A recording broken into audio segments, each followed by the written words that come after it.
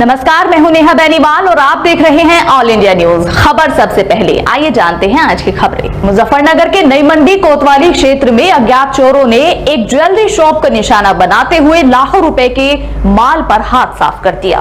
दरअसल नई मंडी कोतवाली क्षेत्र के गौशाला रोड पर स्थित राधा रमन ज्वेलरी की दुकान पर देर रात कुछ अज्ञात चोरों ने दुकान की दीवार में सेंधमारी कर दुकान में रखी लाखों रुपए की सोने चांदी की ज्वेलरी को चोरी कर मौके से फरार हो गए। घटना की जानकारी सुबह उस समय लगी जब दुकान मालिक दुकान खोलने के लिए दुकान पर पहुंचा तो दुकान के अंदर सारा सामान बिखरा हुआ पाया।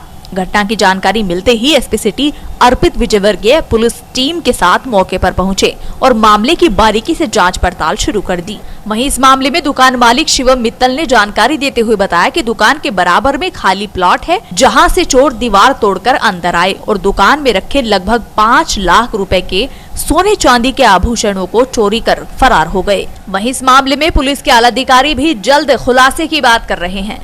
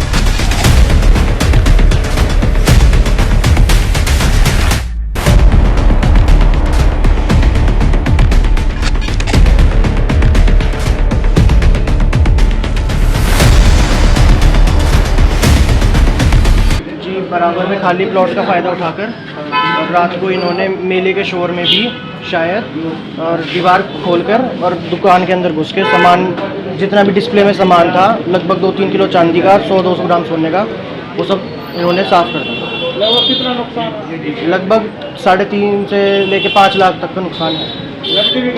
नकदी भी गई है। अभी हमने लॉकर पे तो छू कर नहीं देखा, फॉरेंसिक टीम का इंतजार।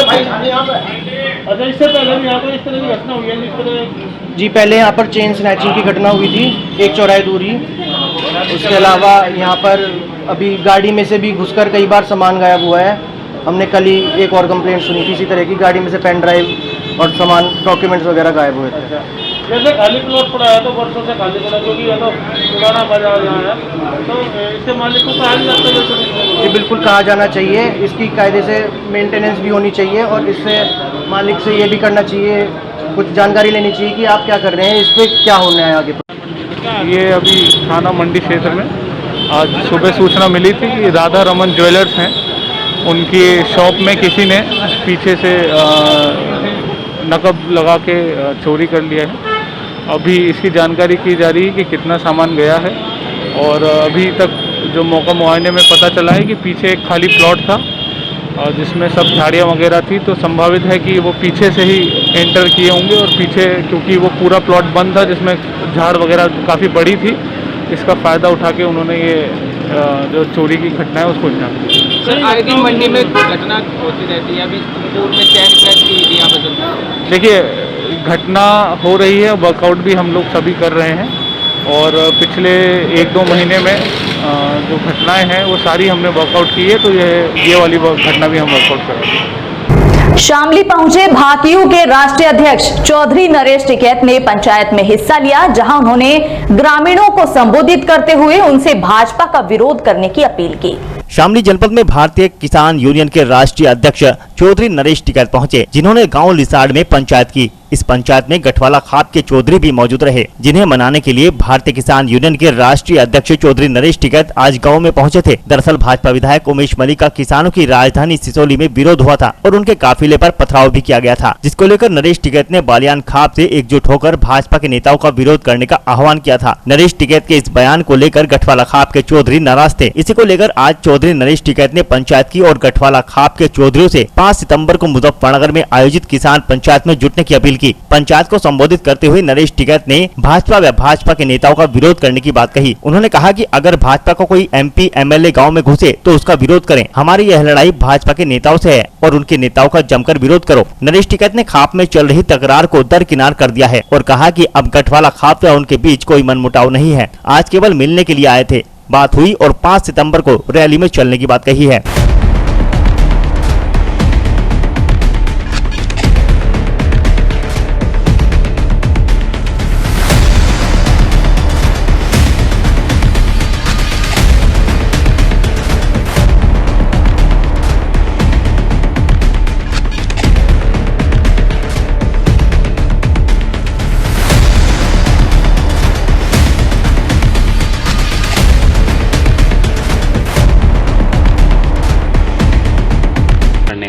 नहीं, उद्देश्य तो कुछ नहीं, तो अपना परिवार है।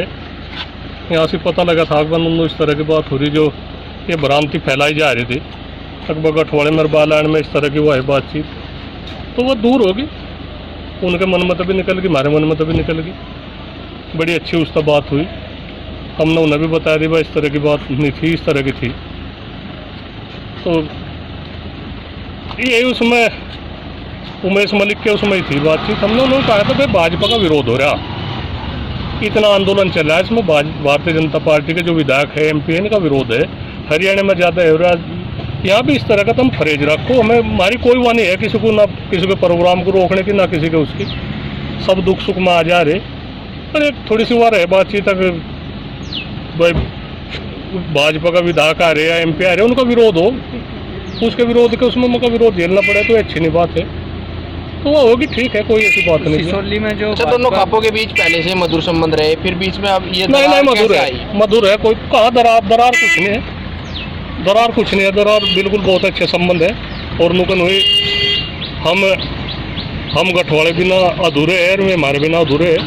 हमारी लड़ाई की बात थोड़ा है कि हम लड़ेंगे, हमारी तो जिम्मेदारी है खाप चौधरी होने के नाते समाज को जोड़ने का हमारा काम है। तो समाज को हम जोड़ते आ रहे, हमें कोई वो नहीं है बातचीत, कोई ना हमें किसी किस्म की हुआ है। अच्छा बाबा जी, पंजाब में पैसे बढ़ाए गए गन्ने पे, तो लड़ाई तो यही तो है, लड़ाई तो यही है। पंजाब में तो 50 रुपये बढ़ाए, और यहाँ कितने किसानों की कितनी दुर्दशा हो रही है, किस हालात हम खेती कर रहे हैं, खेती घाटे का सौदा। हम यही तो कह रहे हैं, इसी बात पर तो धरना चल रहा वहाँ से 9 महीने हो गए, आज पूरे 9 महीने हो गए। तो इस उसमें तो सोचना क्या, पंजाब में तो बिजली भी फ्री है। तो आज बाबा जी से मिले क्या? नहीं, ऐसा हम तो मिलते रहे, हम तो कहाँ से हुआ है बातचीत, ऐसी नहीं कुछ है, ऐसा मिलते रहे, फोन पर संबंध होते रहे, सारी बात है। ऐसी कुछ नहीं बात है जो लोगों के मन में विचार थे, इस तरह की बात है। ऐसी कोई वो नहीं है, ना उनके मन में कुछ है ना हमारे उसमें। तो 5 सितंबर की महापंचायत में क्या गठवाड़ा खाप पहुँचेगी? हाँ जाएंगे, तो खूब जाएंगे, ये सुलह लग रही है उसमें करने जाएंगे वहाँ से। ऐसा ही नहीं कि तो जिम्मेदारी है, सब किसान है सारे, इन बिना अधूरा है। वह पंचायत अगर 5 तारीख में 4 साहब नहीं जाएंगे तो अधूरी है, जाएंगे भी पंचायत में जाएंगे, जिम्मेदार है। ठीक है। मुजफ्फरनगर के जिला परिषद मार्केट स्थित सुमित मेडिकल एजेंसी पर नगर मजिस्ट्रेट के नेतृत्व में औषधि विभाग द्वारा अवैध दवाइयों की बिक्री पर छापेमारी की गई। गुरुवार को मुजफ्फरनगर की जिला परिषद मार्केट में उस समय हड़कंप मच गया जब औषधि विभाग ने छापेमारी की कार्रवाई की। जी हां, बता दें कि जिला परिषद मार्केट स्थित सुमित मेडिकल एजेंसी पर नगर मजिस्ट्रेट के नेतृत्व में औषधि विभाग द्वारा अचानक अवैध दवाइयों की बिक्री की सूचना पर छापेमारी की गई, जिसे देखकर एजेंसी संचालकों में अफरा तफरी मच गई। इस दौरान औषधि विभाग के द्वारा कुछ संदिग्ध दवाइयों को कब्जे में लेकर जाँच के लिए लैब भेज दिया गया।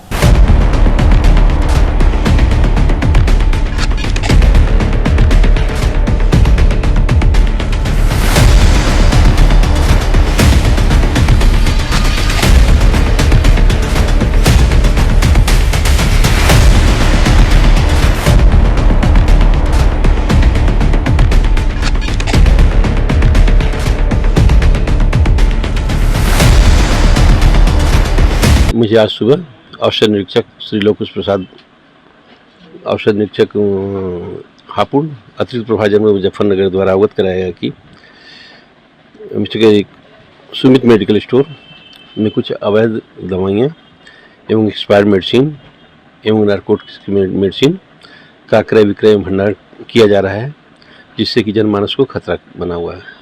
इसकी शिकायत जो है माननीय जिलाधिकारी महोदय मुजफ्फरनगर को प्राप्त हुई।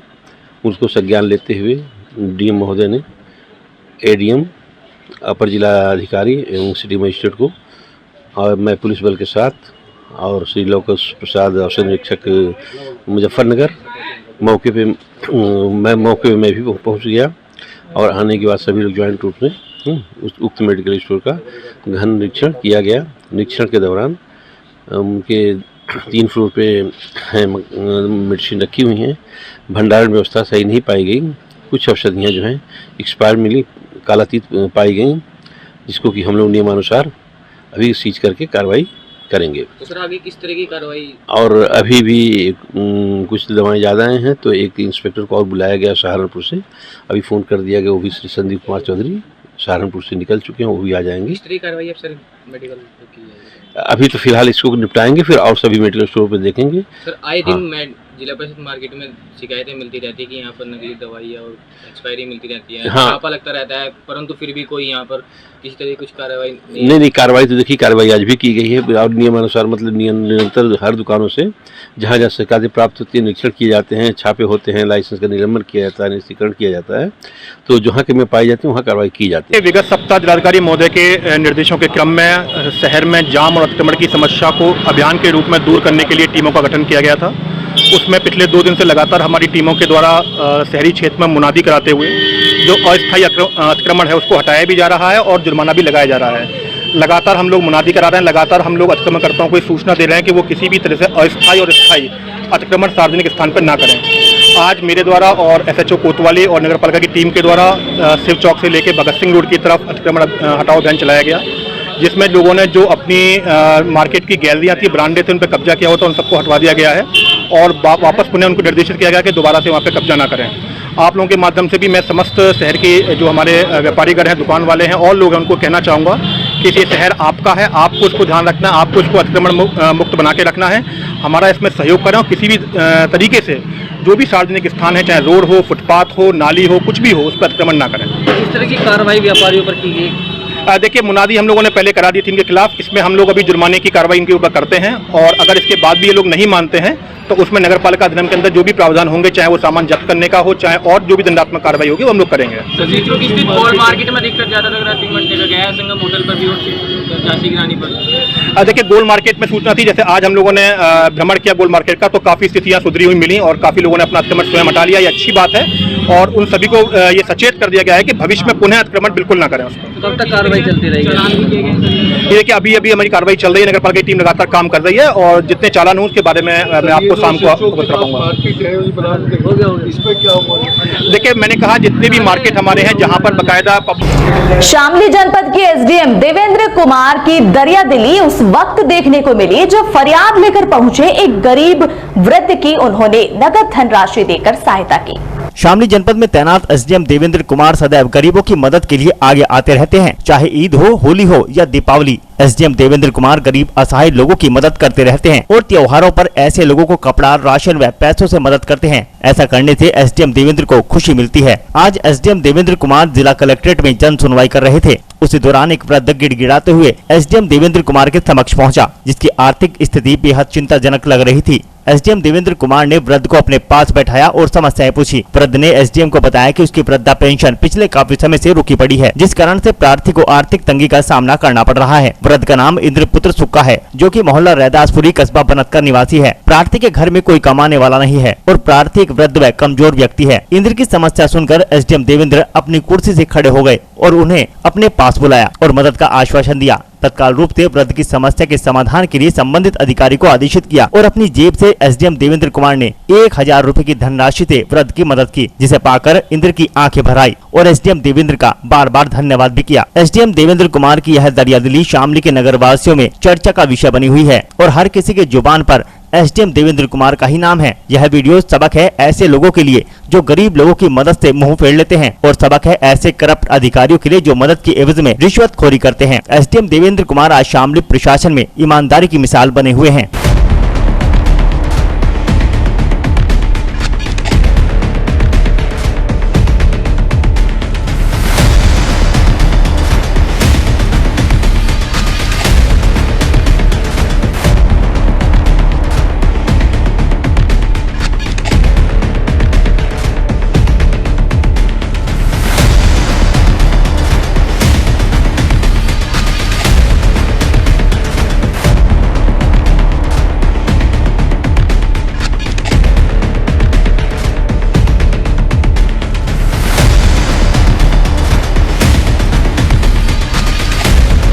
इंद्रपुत्र श्री हुक्का निवासी बनत उम्र 70 वर्ष जनसुनवाई में आए थे।